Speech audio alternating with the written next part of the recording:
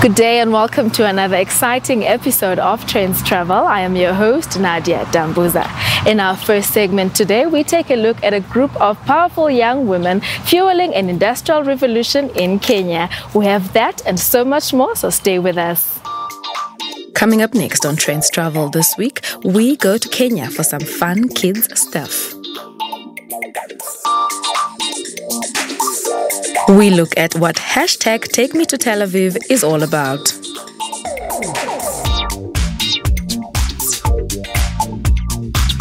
We then look at how Angolans celebrated their annual carnival.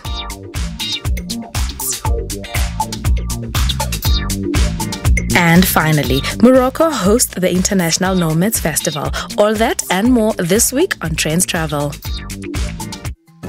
These dolls are part of a grand plan to spark an industrial revolution in Africa where girls and women play a more significant role. Gabi, the scientist, and her friends are characters created to inspire girls' interest in technology, travel, literature, manufacturing, and farming, areas considered by many as a reserve for boys. And she's got Wabi, who is into reading and writing. And then we've also got Tandy, who is a creative into the arts and drama. Wangari Kamau, the founder of handmade toy brand Umba, is part of the trio of women from different organizations behind the dolls.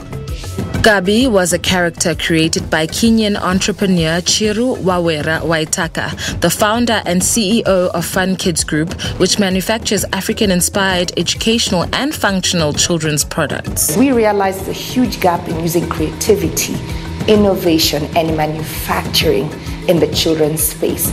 Around the world, children industries are in the billions of dollars.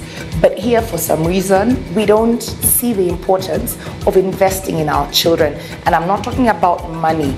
I'm talking about inspiring them. 7 years ago, Chiru couldn't find a quality bed for her son and decided to make one herself. Today, Fun Kids exports furniture across East Africa, and the brand has expanded to provide lessons in technology for children, as well as a comic book that teaches science through stories. To me, I find that a tragedy that 90% of the items in your home are made in other countries. Good for them. But it's time we had a wake-up call and say, actually, how come we don't make this stuff? It's okay. I'm not asking us to make rockets yet. Even a car. We don't have to make a car. Can we make a spoon? And then make many spoons? And then make many forks? Buttons on your clothes. We don't make buttons. Shoelaces. We don't make shoelaces. It's time for a wake-up call. We must start the industrial revolution, not because it's cool to talk about SMEs. We really must be so serious about this, and that's why the education sector must be part of this conversation. At the Fun Kids factory on the outskirts of Nairobi, she works with a team of 20 engineers and craftsmen to produce items using computer-run machines that can cut and print designs to quality and precision. Capacity like this is not common among many small and medium-sized enterprises in Kenya, a country that was once a manufacturing hub but is now a net importer of everything from household items to textiles and foodstuffs.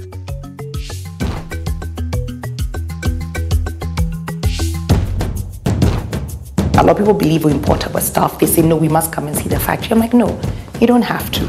You must believe we can do this. And then I also realized, again, it's not their fault. We're just not used to good quality stuff being made in Kenya. And that's why we're saying we must change the culture of that. We must let our own people believe in ourselves. Some retailers refuse to tell their customers that Fun Kids furniture is made in Kenya.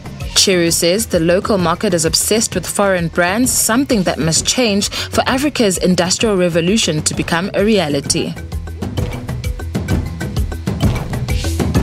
Huh? You're a woman. We rarely get emails from women. I'm like, yeah, I know. You go to the physical shop, they're like waiting to see the owner of the business come in.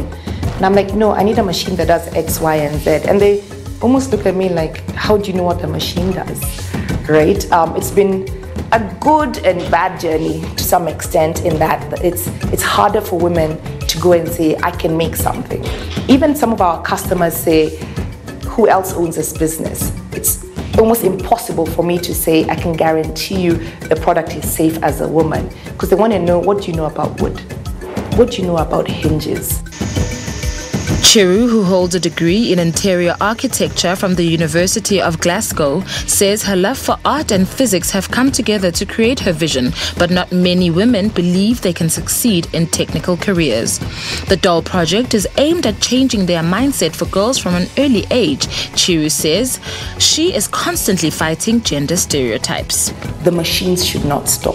We close at 5. We should be working 24 hours a day. But the team is so tired. We have machines that sit idle because we don't have skilled people. There's many people who need jobs. Yes, we agree. But if they have no skill, I'd love to employ you, but you need a skill. Otherwise, you cannot operate our machines. So we are urging all institutions, government, please, let's take this skills gap as a crisis. Chiru's Fun Kids is planning to hold a round table that brings children development organizations and government leaders together to discuss what a smart and sustainable future should look like.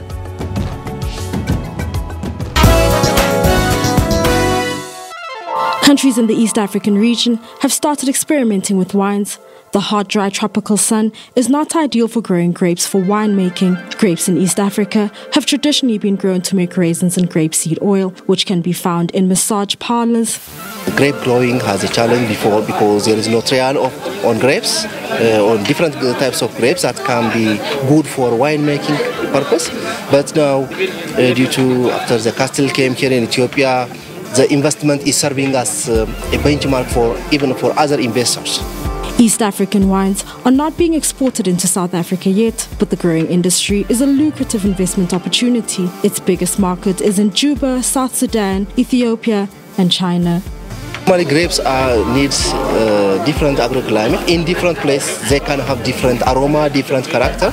So the grape coming in the tropics, like in Ethiopia, have another of tropical land.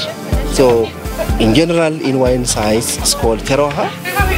So the wines that we are producing also has a very nice odor, like coffee and different spices, which are common in the tropical area. So our wine is have a special odor. We call it in general tropical odor. East African countries such as Ethiopia, Kenya, and Tanzania have started making their own wines. Their tropical suns make their grapes slightly different and makes a different blend, which has gained popularity in countries such as Germany as well as Asian countries. Balentle Mthethwa, SABC News, Ethiopia.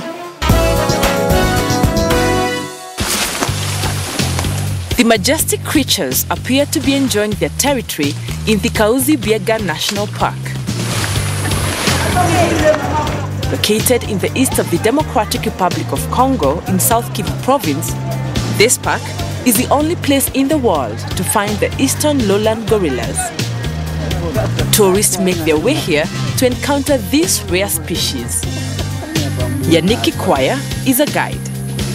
We have many species of animals in our park and birds. So now, the first for our park is gorillas, and that gorillas called the eastern lowland gorillas. Endemic species, we can't find it anywhere in the world, if only here at the East Congo, where we can find that. This is a good place for the eastern lowland gorillas, and I can say the number have increased because before war and now I can say the number have increased because we have now 9 families of gorillas. That 9 families formed 139 individuals. They may seem calm, but as Kikwaya warns, they at times can be very aggressive. The gorillas, they are really curious to see people. And now when we get that situation, don't be frightened with them. Be careful to them. They can welcome us. Taking photos in close range can be also intimidating, so visitors are advised to do so from a distance.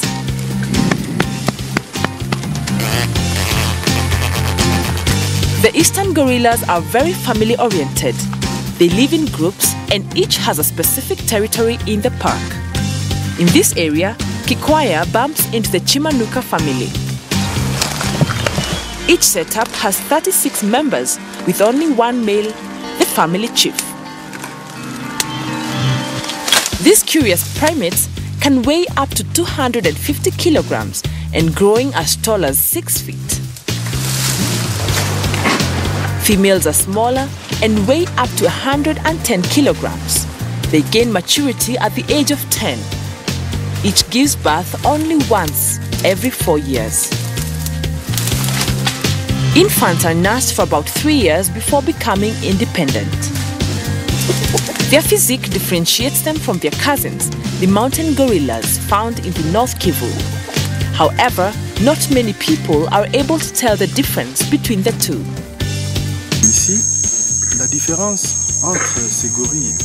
The difference between lowland gorillas and mountain gorillas found in Rwanda, Virungu and Uganda is that mountain gorillas have more hair than lowland gorillas. The lowland gorillas are also bigger in size and they have a larger face.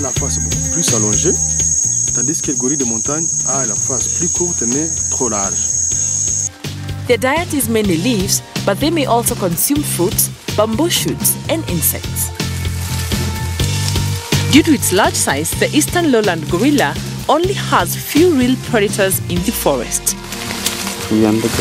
Large cats such as leopards and the odd crocodiles are the only natural threats. The closest cousins to humans, however, are endangered. According to UNESCO, the eastern lowland gorillas, along with 13 other species such as chimpanzees and mountain gorillas, are close to extinction. In the east of the Democratic Republic of Congo, less than 3,800 members are left.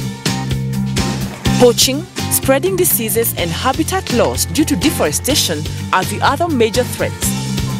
The Congolese Institute for Nature Conservation has been making efforts to improve the conditions in the park to ensure safety of the gorillas. To control the whole park, we must have a sensibilization with the population, with the community, and the rangers must control together. While locals pay $5, foreigners are charged about $350 for entry into the park. The eastern lowland gorillas make the Kauzi-Biega National Park one of the most visited places in the country, attracting about 3,000 tourists every year. The destination has been qualified by many as an unforgettable experience of watching gorillas play, eat, getting curious, and socialize in their only habitat. We have so much more for you coming up just after the break.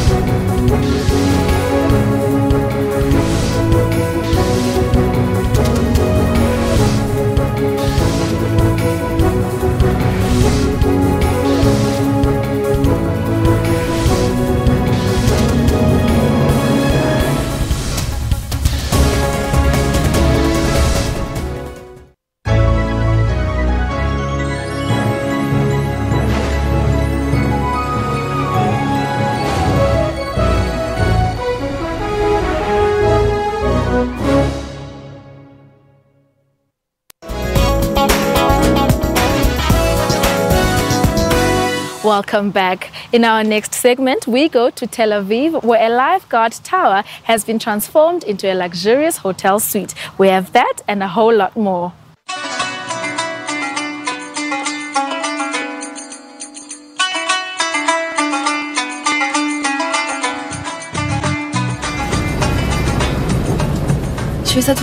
I do this every morning because I do not have time to do it at home.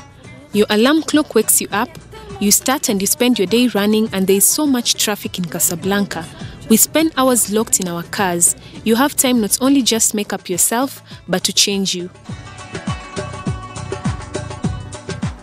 The tone is set in Casablanca city, which also means White House. The capital is full of diversity, from architecture to the people and also traffic. Karam, a professional guide, does not contradict. Known as the first Moroccan city, Casablanca is a glittering gem where various architectural styles, influenced by the different immigrants in the country's history, converge. The narrow streets in Medina conceal houses built inwards. All parts are built in pure Arab Berber style, leading to the Mohammed Berber Palace, one of the central points of the ancient city. Right here in the open streets, a carpenter gets to work, alongside other attractions in the city. From here, this house seems small. But this door, once opened, reveals the grandeur of traditional Moroccan charm.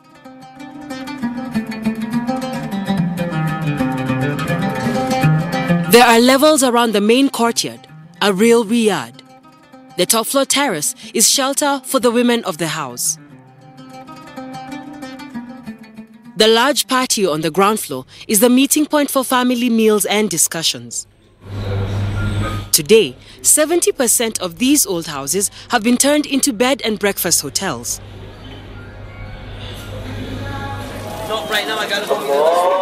Outside, these streets lead to a market that is open all hours where people meet throughout the day to exchange the latest news.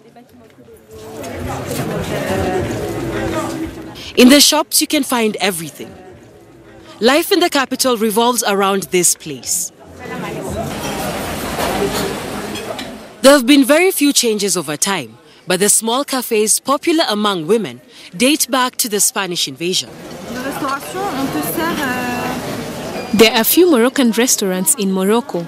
You can find Italian, French and Asian restaurants, but mostly Moroccan food we eat at home.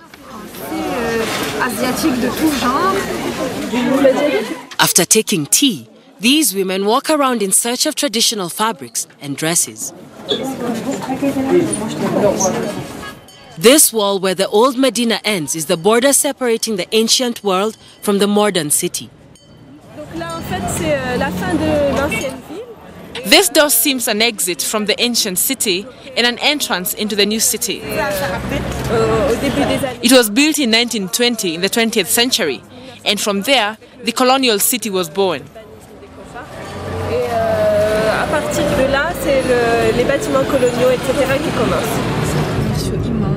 If the Lyoté colonial style is still present, it is now combined with new buildings and new infrastructure, such as the high-speed train station and the tram, because Casablanca's architecture is changing at a dizzying speed. Far from downtown along the Corniche rocks, malls tempt buyers with all the goodies, like the Morocco Mall, which is the largest in North Africa. The giant complex houses all major global brands. 2 million foreign visitors come here each year to benefit from low prices and discounts.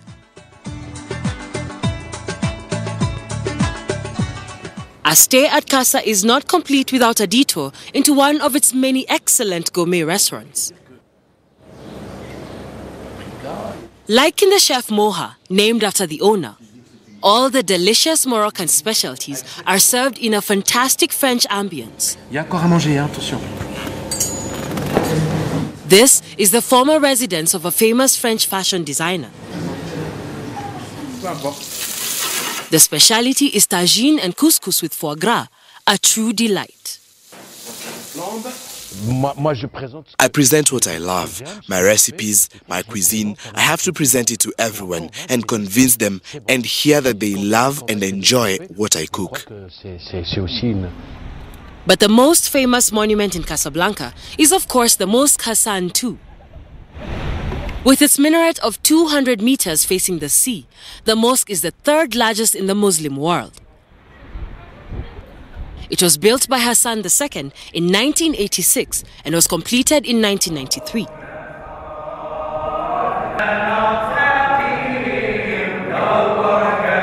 The lover of traditional religious music can find happiness in the small mosques where Sufi melodies are played.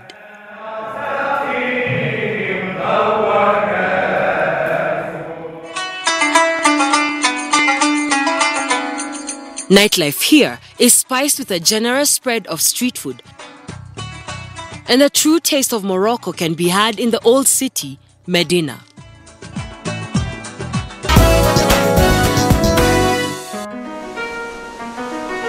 Waking up to the sound of waves just outside your luxurious hotel window is a dream for many, and one that the Tel Aviv municipality has decided to make real for 15 lucky couples who took part in an international online competition aimed at promoting tourism into the Israeli coastal city. 2 German travel bloggers were the first to spend a night in the city's newest beachfront digs, a wooden lifeguard tower refurbished as a pop-up luxury suite. As part of an effort to market Israel as a winter tourist destination for Europeans, the city of Tel Aviv and Israel's tourism ministry have teamed up with the local hotel chain to temporarily transform the tower into a 2-story suite with hot tub, room service, and very unobstructed ocean views. Only 15 couples, winners of the online competition, will get to stay in the tower, whose stilts are buffeted by the waves. I came to Tel Aviv because the Ministry of Tourism invited me to test a new pop-up hotel on the beach, on the Frishman Beach, and I'm very excited to be here. I had a great night in the hotel and I hope to come back soon. Weather's great. It's very sunny, it's much better than in Germany. I think it's a great project, great idea. When I first walked into the hotel, I was so amazed by the design, which is a design by Braun Hotels, and I think it's great because it was made in just 2 weeks, and I think for just 2 weeks it's amazing. Boutique hotels have in recent years put guests up in tree houses, construction cranes, and salt flats. But Tel Aviv's is believed to be the first to occupy a lifeguard hut. Israel's tourism industry welcomes around 4 million visitors a year. The tourism ministry is investing $25 million in a campaign to encourage them to go to both Tel Aviv and Jerusalem as complementary destinations.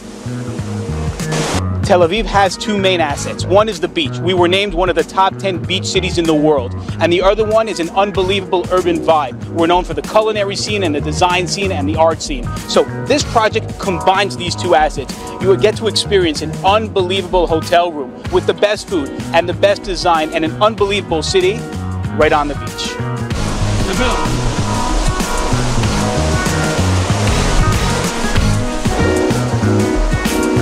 With its beach, warm weather, wealth of restaurants, and a buzzing nightlife, Tel Aviv has become a popular destination among Europeans, even for long weekends on budget airlines.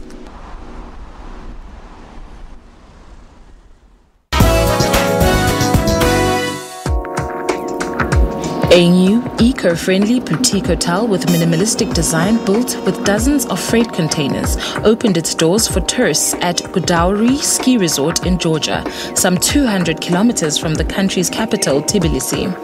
The building features square room modules which are arranged on different levels. They are then connected to each other with open passages. The owner of the hotel, Irakli Eristavi, along with the designer Sandro Ramishvili, said the idea was to build a venue that will be in harmony with nature and fit into the environment. The hotel has already experienced an influx of tourists due to its excellent location and stunning mountain views from the panoramic windows in every room.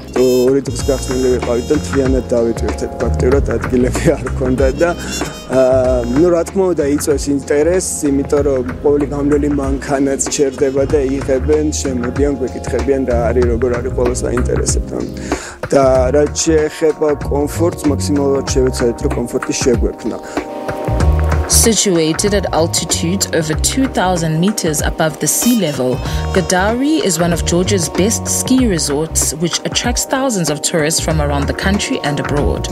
Some visitors say the container hotel is a good alternative to other available housing options.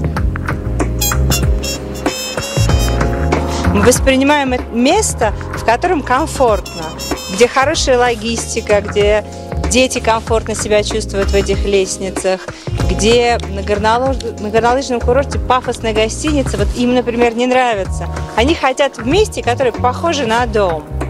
И они здесь себя ощущают здесь, как будто они дома, в этих маленьких домиках. The hotel offers single and double rooms as well as two-room apartments, all made of utilizing shipping containers. The project is unique for Georgia, and the hotel's architect said there is not demand for buildings like this in the South Caucasian country.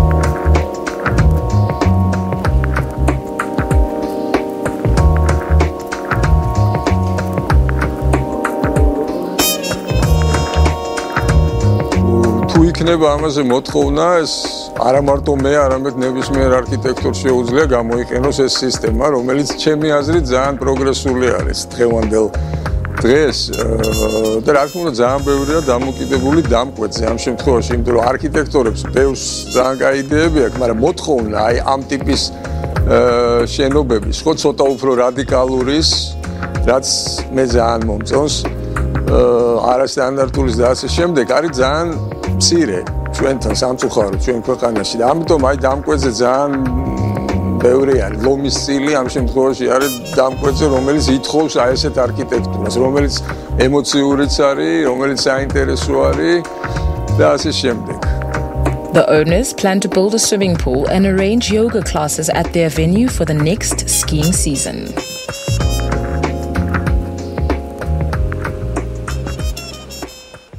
After the break, we go to Angola for a colorful festival.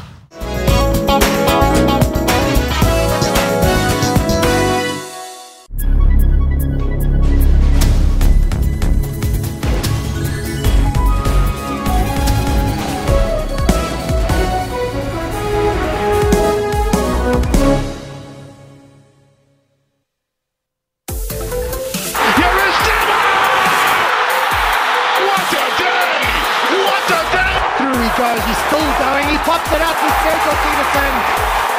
Easy as that, what a response it is from the Cheetahs, brilliant score. Imran Tahir produced a superb performance with the ball.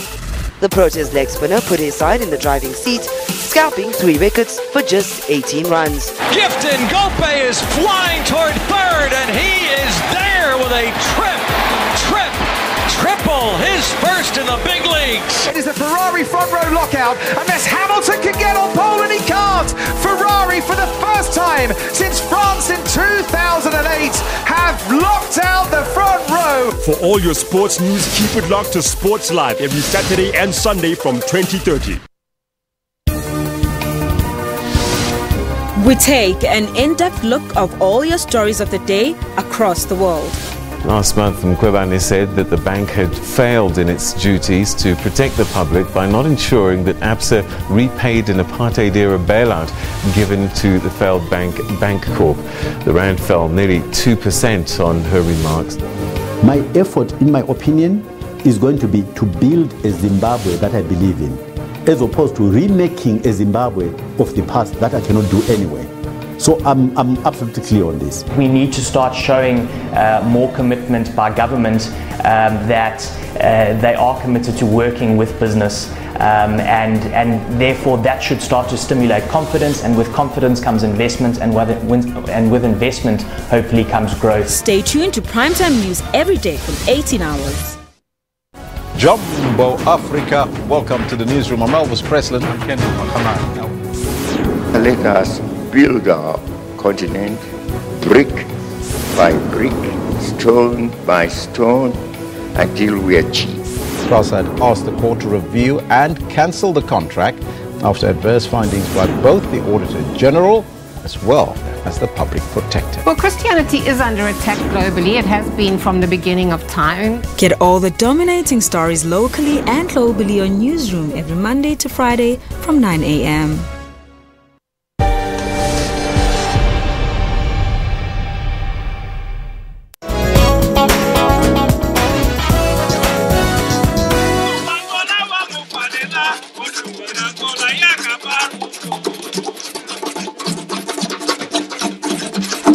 Troops rehearse dance routines on the eve of the 2017 Luanda Carnival celebration in Angola's capital, Luanda. The annual Angolan Carnival is one of the most important events in the country's calendar. Known to attract tourists and give Angolans the chance to showcase their culture, creativity, art and music.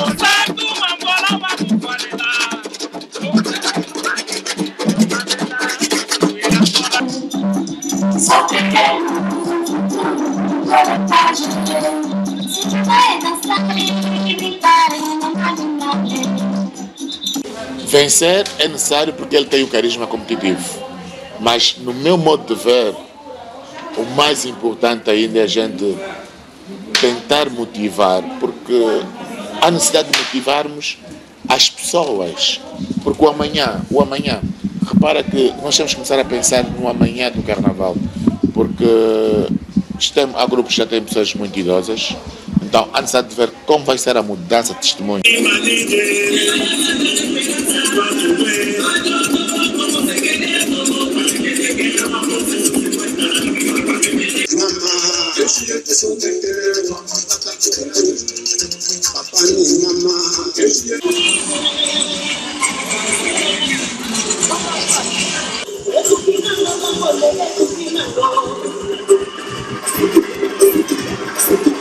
The carnival has been celebrated here since Angola was a Portuguese colony.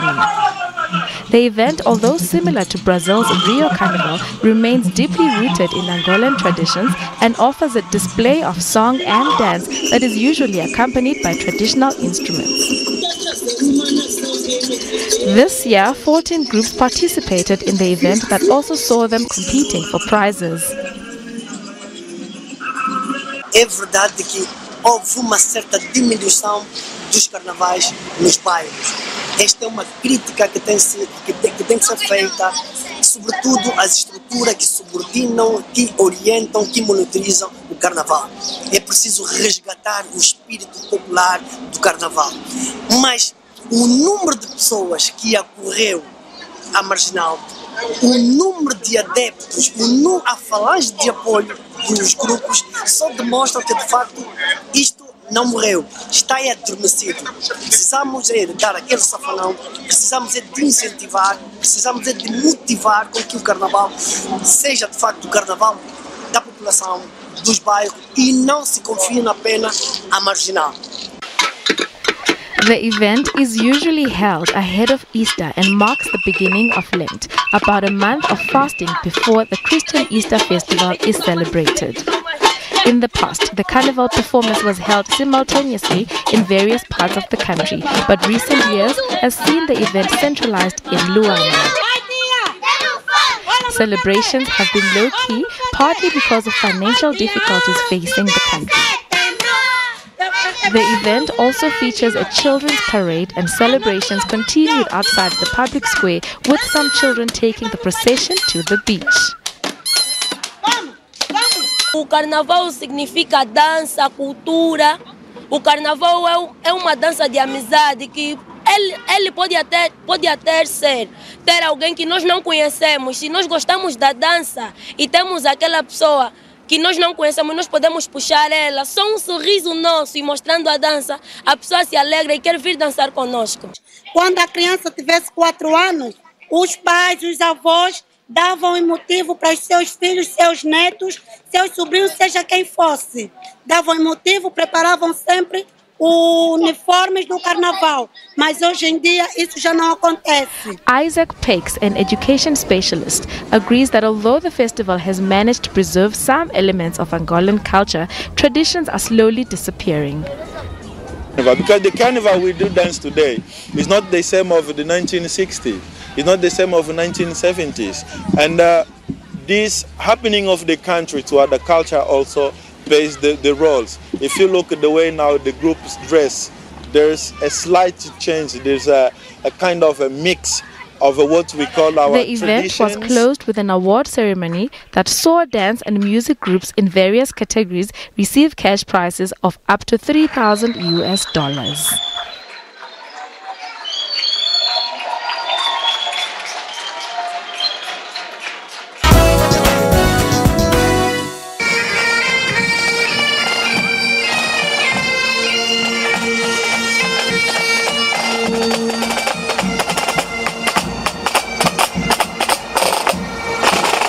It is the oldest and largest St. Patrick's Day parade in the world, according to the organizers of the New York City St. Patrick's Day Parade. Bagpipes and drums provided the music. Parade watchers provided the cheers and the costumes. Green hats and beads adorned parade watchers, young and old, who also waved Irish flags.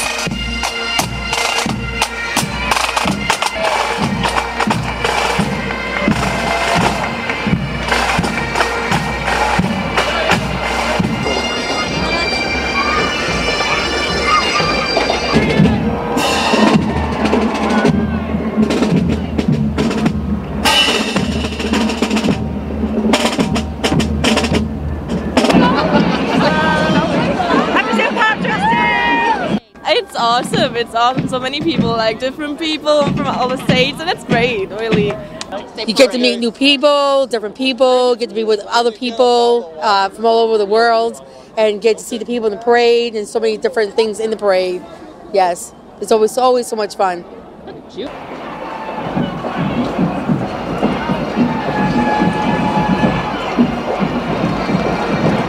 Organizers say about 150,000 people participate in the annual parade and march up Manhattan's Fifth Avenue past St. Patrick's Cathedral, and about 2 million people turn out to watch.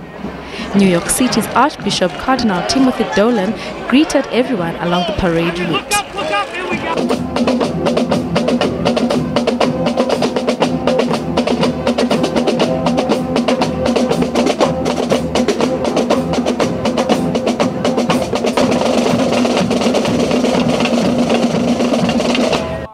It's tremendous. I'm really enjoying it. I'm glad I'm on the sunny side of the street, but it is just wonderful. Brilliant, love it. We live in England, but Birmingham, they have a parade, but it's just like a walk in the park. It's nothing like this. This is just special.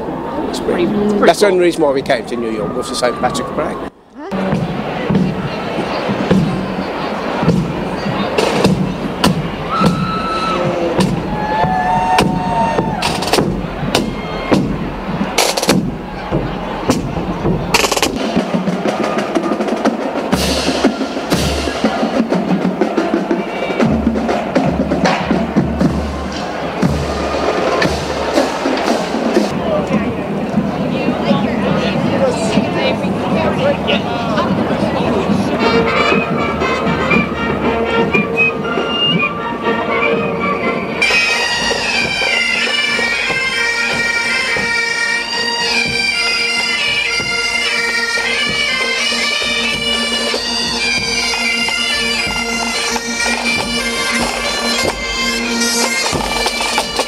It's fun. I don't have to go to school.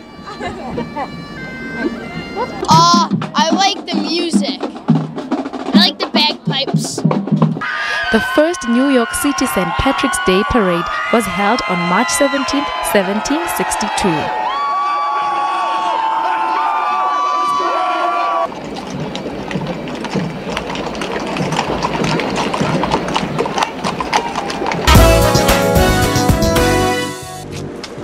Thousands of Moscow residents took part in St. Patrick's Day celebrations on Saturday. People bearing Irish flags wearing traditional green outfits came to watch a colorful celebratory parade and concert a day after the official date. The parade marked the 25th of its kind for Russian capital, attracting fans of Irish culture who came to enjoy the first days of spring weather at Sokolniki Park. The event united members of Irish dancing schools, musicians, and even those breeding dogs of Irish origin in Moscow. Изначально меня привели друзья, а потом мне понравилась атмосфера, которая здесь царит. Для меня это самый весенний праздник из тех, которые у нас проводятся. Солнечный, рыжий, зеленый. This year, the Russian Orthodox Church will also mark St. Patrick's Day, the first time in history after St. Patrick, a missionary who lived in the 5th century, was formally recognized as a saint by the Church.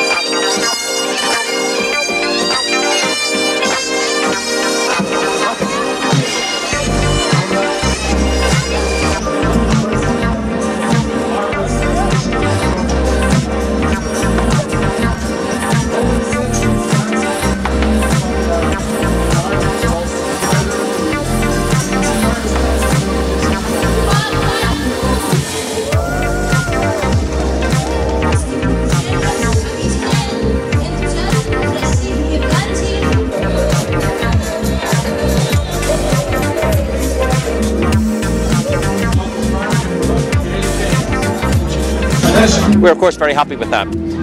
We've always honoured St. Patrick as our patron saint for many centuries now, so it is good to see that Russia will also be doing that. But most of all, I think Parade offers us a chance to come together with our Russian friends to celebrate Irish culture. And as you see, it is a family event. There are a lot of children here and a lot of families, and that's what we want to see.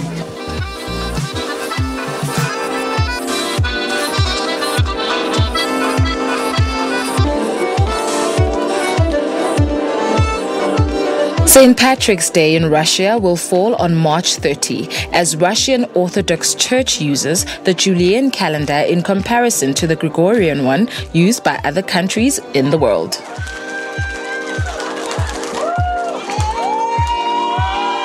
Stay with us as we bring you a whole lot more after the break.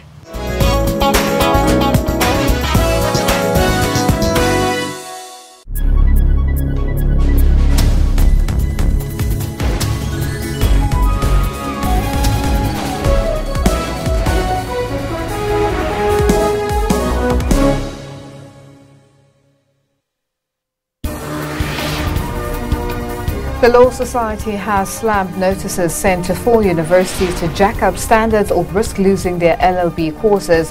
The Council on Higher Education issued a stern warning to the universities to conform within 6 months. I think it will affect the university. I think outside the law faculty, there's a funding issue. It's been 112 years since Enoch Sontonga died as a relatively unknown composer, choir master and teacher. But today his legacy lives on through his greatest composition, Nkosi Sikeleli Afrika. For all your news updates, stay tuned to Your World from Monday to Sunday. Today on Rights and Recourse, we will unpack the new traditional court model. The idea of the bill is not to over-regulate, to basically set the principles. The most important aspect of this bill is that it understands that customary law by its nature is consensual, that I have a right to affiliate, I have a right therefore to opt in, and I have a right to opt out. The opt-out provision is basically one that you've got to respect the court in the sense of if you've been summoned, you've got to tell the clerk of the court at least that you're not willing to attend. The challenge that I would like to throw to the Department of Justice, it has to come up with mechanisms of ensuring that people who exercise their right to opt out or to opt in are not in any way victimized. Hashtag Rights with Dumila Mates on legal issues every Sunday at 2 o'clock Central African Time.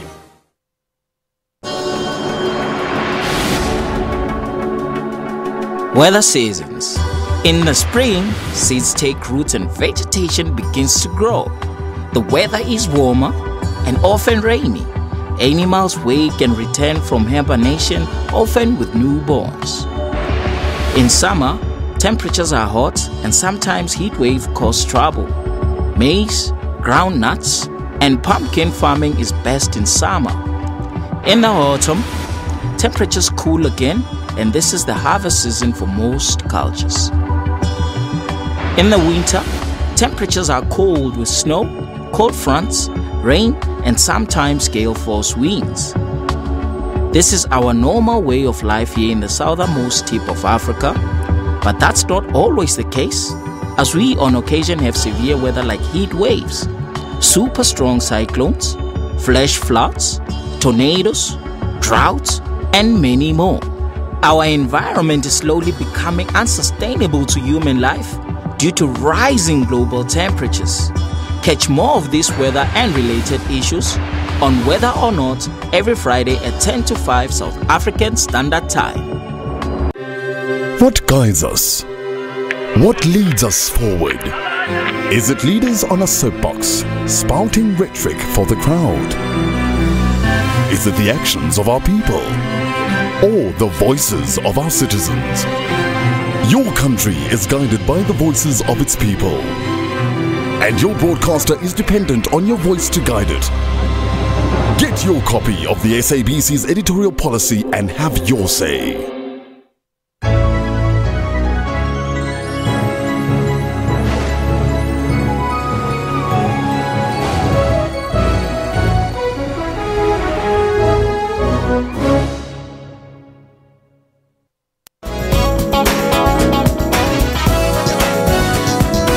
Welcome back. Morocco hosted the International Nomad Festival, and we were there to capture all the excitement. Watch this.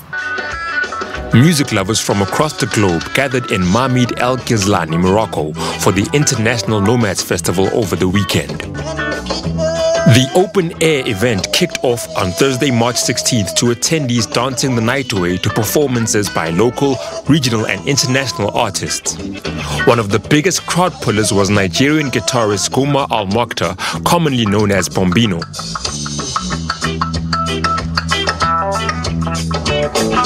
Avec la guitare, il y avait eu vraiment des échanges humains, si tu veux.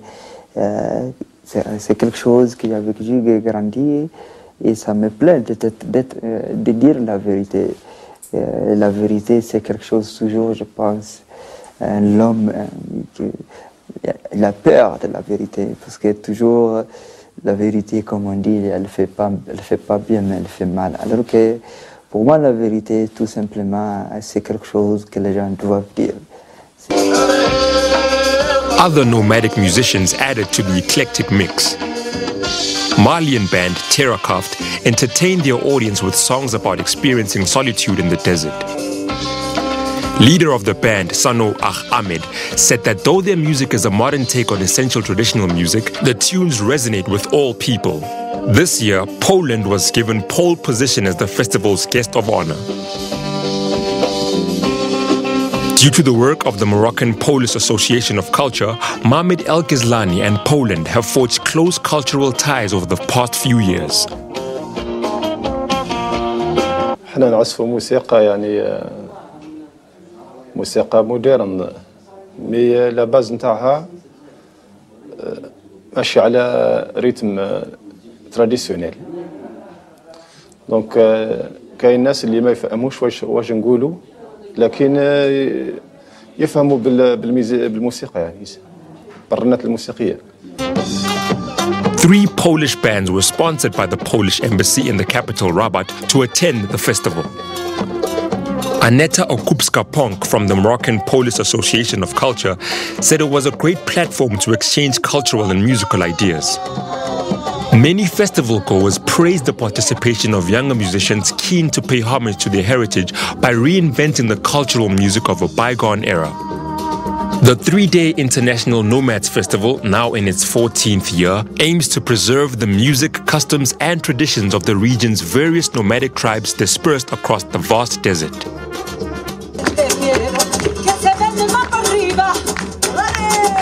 We have friends in Mohammed. The name of them is Shigaga Group. They are musicians.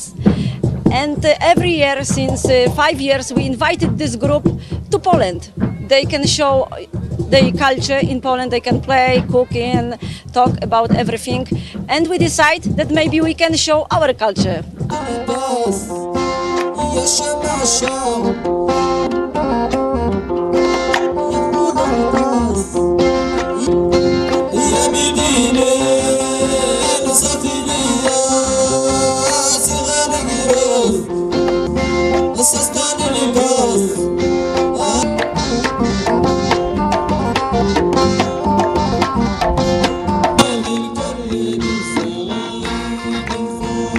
العامل أيتها السادة ونفس الطقوس نفس العادات نفس التقاليد في نفس الطبيعة لكن بألوان مختلفة وبلغات مختلفة وجعلنا من محاميد الغزلان تعتبر قنطرة التواصل بين شمال أفريقيا والساحل. When the music subsided, partygoers took part in a local sport known as mokach, or sand hockey. The game is played by 2 teams wearing blue and white gowns with field lines remaining undefined. It is up to the referee known as the sheikh to decide when the ball, made of camel's wool, is out of play.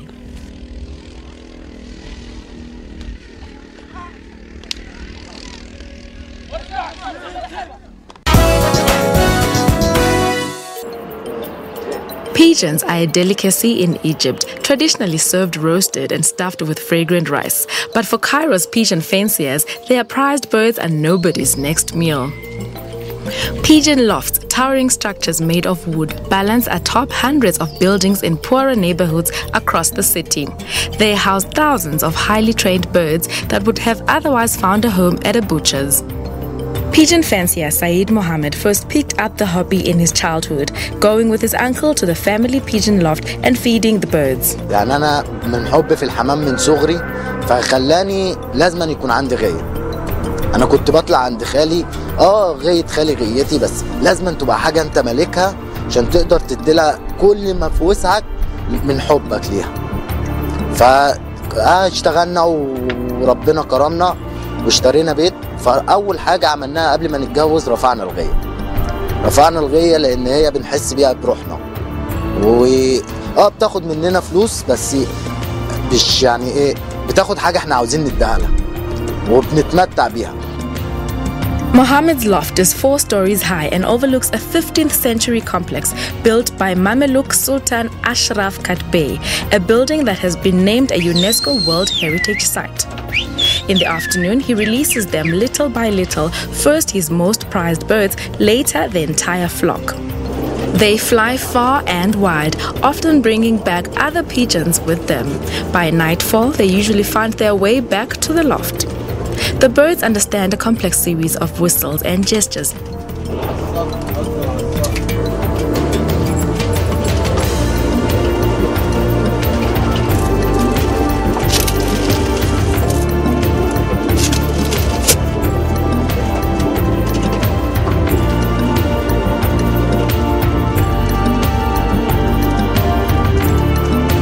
الصفارة والعلم دول يعني زي ما تقول حاجة لغة بينك وبين الحمام. في حمام انت ما بتعودوش ان انت تحط له شوار وفي حمام ما بتعودوش انك تصفر. فلما في اي مكان غريب يجي الغاوي يصفر عليه فرد الحمام يهرب منه يقول ده مش مكاني. فالشوارة دي أنا لما بحطها ليه؟ عشان الحمام يشوفها يخاف يركب العالي ويمشي. لما بشيل الشوارة يعرف إن أنا محتاج له، عاوزه يجي هنا اهو، يجي جنب غيته ما يبعدش بعيد. In the evening, Mohammed and other fanciers gather around local coffee shops to brag about stealing one another's birds, each taking pride in the day's catch. Mohammed said he could tell the quality of a pigeon just by looking at its feathers.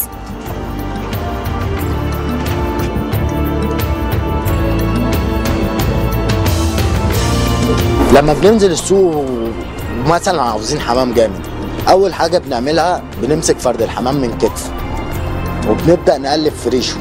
الريشة العريضة دي بتثبت إن فرد الحمام ده طار مطار جامد. ريشته أو بمعنى صح عندنا في الغواية بنقول الأسلحة بتاعته زي البني آدم عنده سلاح ومخ، ففرد الحمام عنده الريشة دي كمثل مخه. فبتبدأ تبص على الريشة، لقيتها ريشة عريضة فبيبقى فرد حمام جامد.